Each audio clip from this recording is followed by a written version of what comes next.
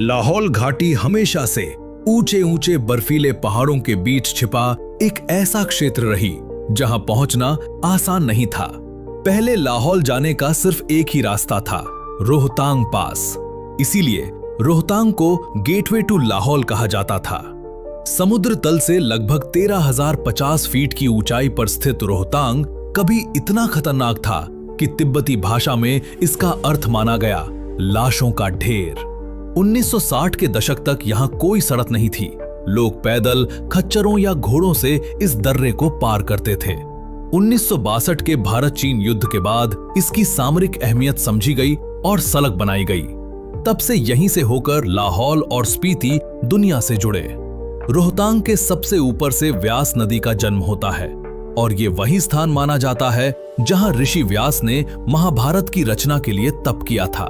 पुराणों के अनुसार पांडव अपनी अंतिम यात्रा में इसी दर्रे से गुजरे और कठिन चढ़ाई के समय भीम ने पांव पटका और पहाड़ में दरार पड़ गई और रोहतांग दर्रा बना। इसी वजह से आसपास के झरने को आज भी भीम फॉल कहा जाता है।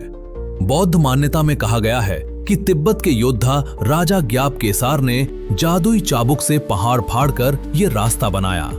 रोहतांग साल में 8 से 9 महीने बर्फ से ढका रहता था और सर्दियों में पूरी तरह बंद हो जाता था। लाहौल के लोग महीनों तक बाहरी दुनिया से कटे रहते थे, लेकिन अब सब बदल चुका है। अब लाहौल साल भर खुला रहता है, अटल टनल के कारण।